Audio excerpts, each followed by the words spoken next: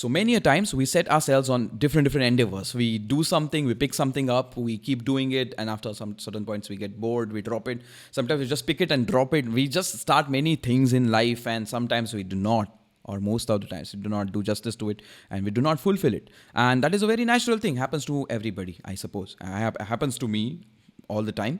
And today we are going to talk about this one particular perspective which we should get on, so that all these things which we do kind of start making sense, and we can kind of build it in a positive way and feel good about it. So this is a friendly reminder, or a good reminder, or a thinking piece, so that you go ahead and think about it in your context, in your life, in your perspective, about how each thing is an experiment. Your afternoon caffeine with Dailysh Pod is here. A creative podcast to refuel your day. Presenting your host, Suyog, also known as the Fun Indian Guy. So remember those days when we were at school in the science lab and we had to do experiments. I'm bringing everybody back to school because not all of us have studied science in their college. So this might not be relatable, but in school, definitely everybody, we were in the school, in the science laboratory, experimenting things and doing things. And those were fun times, man.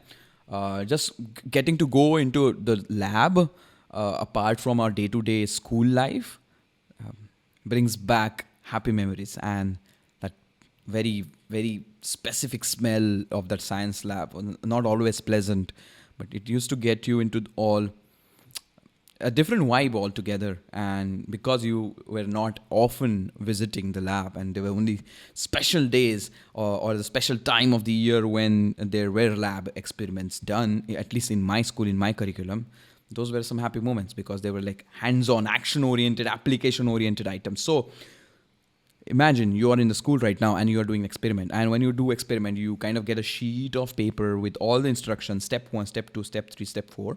And you have to follow that with all the ingredients, or not the ingredients, that's not the word, but with all the equipments and chemicals or whatever, depends if it's a chemistry lab or a physics lab. All the stuff, apparatus is there. You use it according to the steps. There is a goal. There's the aim. Every experiment starts with the aim, and that's the best part about it. And then you follow step 1, 2, 3, 4, 5 till the end of the step. And then there is a result section. So you kind of followed everything which you were told with all the equipment you had, and then there is a certain output. If the output matches, you write it down that, okay, this was the result, the aim has been achieved.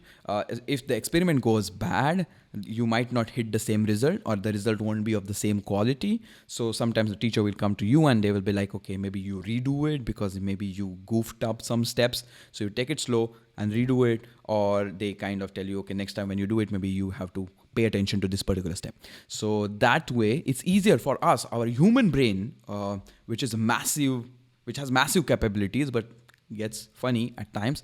It gets easier for our brain to understand that there is aim, steps, you follow the steps, there is a result. And if it goes bad, you don't feel so bad about it because the process was important. You did the whole experiment, and that's a good place. Now apply this same logic in our different projects which we do. For example, a YouTube channel you wanted to start, or some content piece you wanted to create, or some company you wanted to create, some startup you wanted to create, or any different hobby project as well. That also can match.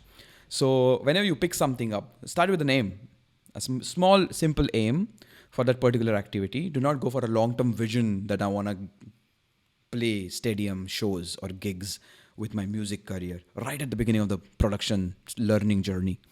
Don't go that big. Of course, it's good to have that vision, but not in particular thing which we are doing here. So go for an aim of getting better, maybe producing my first track, and then define some steps. That's very experimental. That's flexible. That's up to you. But there are certain steps from 1 to, let's say, N, so that you can go towards the goal of that particular aim.